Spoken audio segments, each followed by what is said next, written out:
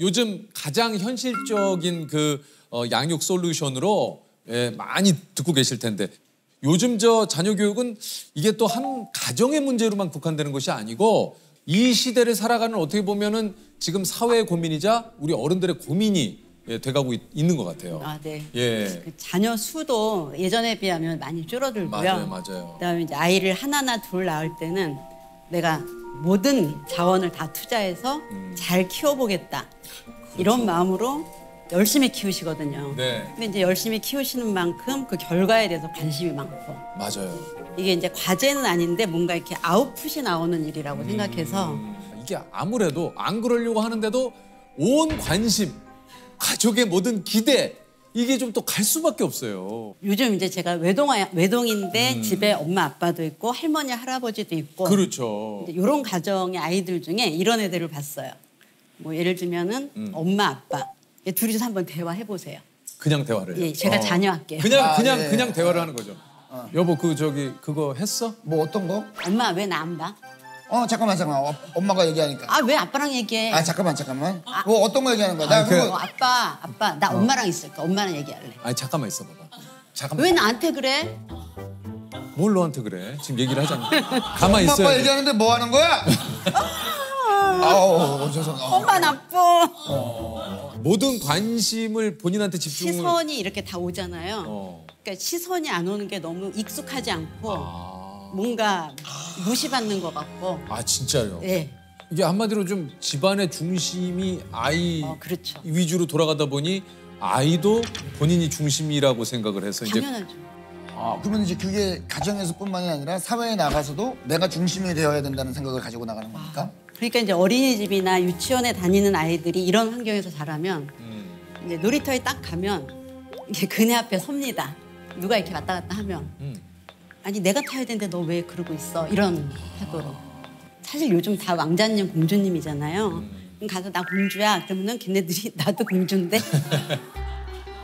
그러면 이제 엄마를 딱 보는 거죠. 이제 엄마를 해결해 줘야 됩니다. 엄마가 해결해 줘. 네, 그러면 이제 엄마가 얘 좀 타자 그러면 이렇게 이제 어쨌든 이런 식으로. 그 다음에 얘가 이제 놀이터에 나가도 다른 애들이랑 놀기가 어려워요. 그렇구나. 그럼 그거는 이제 부모님들이 잘 이렇게 가르쳐줘야 되는 겁니까? 근데 이제 부모님들이 그걸 가르쳐 주려면 아까 하신 대로 넌 좀 비켜 있어. 지금 엄마 아빠 얘기할 때야. 이렇게 해주셔야 되거든요. 확실하게 좀 그 행동에 대해서. 근데 이제 그걸 잘 못 하시는 것 같아요. 그 교수님께도 충동적인 행동을 하는 아이들도 가끔 있다고 그래요. 요즘 많아졌습니다. 더 그렇습니까? 근데 이제 뭐 학교에서 뭐가 안 되고 친구들하고 사회성 문제로 되게 많이 와요. 제가 이거 해보자 그러면 왜 해야 돼요? 이렇게 이제 시작합니다. 그거보다 조금 더 심하면 이렇게 하고 발로 차인 적도 있고요. 밀린 적도 있고. 이게 근데 좀 요즘 들어 그런 아이들이 좀 비율이 좀 더 많아진다라는 얘기. 네. 그 한동안 이제 코로나로 인한 뭐 이런 것도 좀 영향을 미친다라고 얘기를 하셨어요. 코로나 시기를 언제 겪었냐에 따라서 행동이 좀 다른데 어렸을 때, 그러니까 학교 들어가기 전에 겪은 애들은 사회성 개발이 잘 안 됩니다. 뭐 아시겠지만 이제 애들은 서로 어울려 놀면서 어울리지를 못하니까. 예, 이제 사회적 기술을 개발하는데 뭐 놀이터에 나가서 뭐 같이 놀자라든지 근데 이제 이걸 해본 적이 없으니까 특히 내향적인 애들은 이제 사회성을 잘 못 배우고 외향적인 애들은 양보하는 걸 잘 못 배워요. 그다음에 이제 초등학교 저학년 때부터 이제 고학년 때까지 코로나를 겪은 애들은 행동을 통제를 배워야 되는 시기거든요. 초등학교 1, 2, 3학년은 통제를 못 배우니까 학교에 가서 화가 나면 화나는 대로 행동을 합니다. 이게 학년에 따라서 사회성 미숙이 제일 두드러지는 학년이 있고 얘네들이 이제 중학교에 가면 진짜 어렵습니다. 이게 그 좀 아이들이 변하게 된 이유에 대해서 교수님이 이게 과도한 마음 읽기가 또 이게 원인일 수 있다. 어디서 저도 뭐 들은 얘기인데 부정적인 어떤 사인을 주는 이야기들은 되도록이면 하지 마라. 네. 예. 그래서 육아에서 없어진 얘기가 있는데요. 네네, 말들이 뭡니까? 안 돼.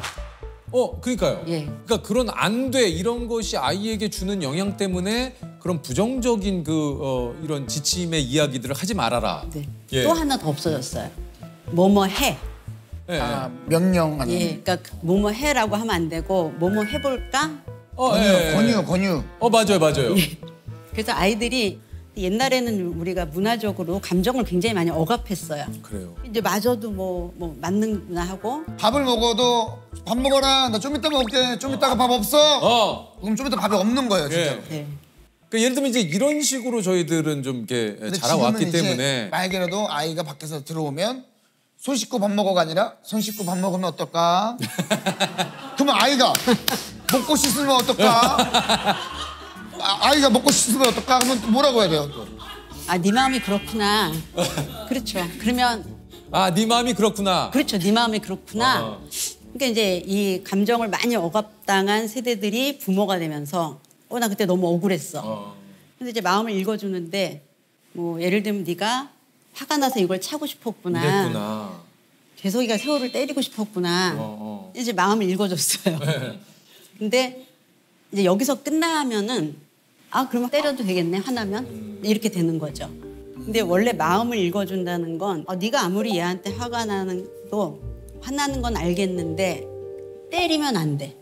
화나는 건 알겠는데 때리면 안 돼. 이렇게 얘기해야 되거든. 화가 났구나. 근데 우리 때리지 말고 말로 해볼까? 이러면 이제 메시지의 균형이 확 달라지는 거죠. 그러니까 안 될 것에 대해서는 확실하게 통제를 해줘야 된다는 얘기죠. 그러니까 사실 엄마들도 이제 마음을 읽어줘야 된다는 걸 배웠잖아요. 나는 안 해주고 싶은데 마음은 읽어줘야 돼. 그러니까 마음을 읽은 다음에 잠깐 고민하다가 해주는 쪽으로 많이 갑니다. 그렇죠. 맞아. 맞아. 그렇게 하고 싶다는데 뭐 이거 하나 못 해주겠어? 뭐 이제 이런 마음이 드시는 거죠. 요즘의 훈육은 좀 어떻게 해야 되는 겁니까 이게? 이제 육자가 들어가는 게 3개가 있는데요. 네. 보육, 훈육, 교육. 예.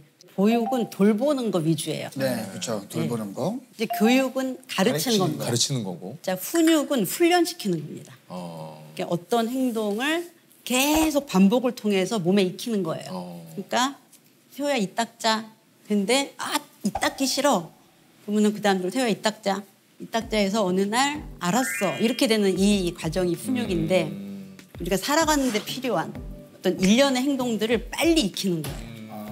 그럼 이때 이제 뭘 가르쳐야 되냐면 싫어도 꼭 해야 되는 거. 그렇죠. 하고 싶어도 참아야 되는 참아야 거. 되는 거.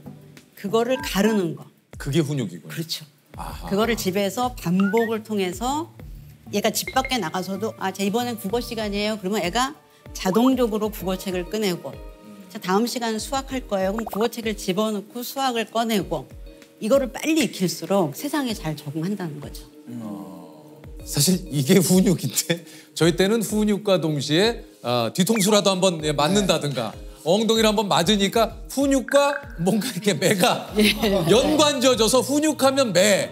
근데 이제 그렇게 할 때 애들이 말을 안 듣잖아요. 안 듣죠. 그러니까 그때 매를 이제 듣는 경우가 많으니까 훈육하면은 이제 맞아, 매가 떠올라요. 그다음에 뭐 큰 소리. 예, 큰 소리. 뭐 그런데 이제 그거는 훈육의 잘못된 방법론이죠.